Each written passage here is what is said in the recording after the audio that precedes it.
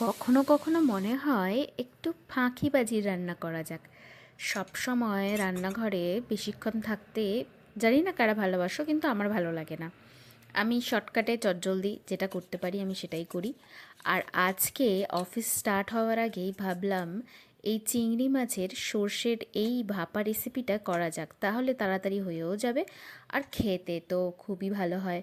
তাই চটজলদি হালকা করে মাছগুলোকে ভেজে আর সাথে নিলাম সর্ষে। সর্ষে বাটাই ছিল আমার কাছে, আমি সব কিছু বেটে রাখি নিজের কাছে। তো বাটা সর্ষেটা দিয়ে আর সাথে একটু নুন হলুদ পরিমাণ মতো দিয়ে বানিয়ে ফেললাম সর্ষে ভাপা চিংড়ি।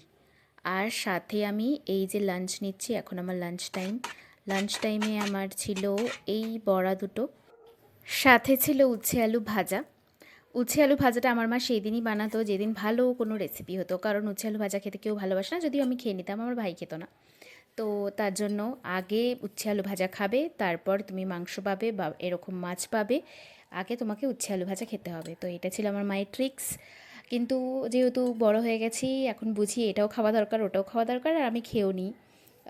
তো এই ছিল ডাল। ডালটা আমি নিয়ে নিচ্ছি, এই ডালটা কালকের ছিল, জাস্ট গরম করে রেখে দিয়েছিলাম। এই ডালটা আমি নিয়ে নিচ্ছি।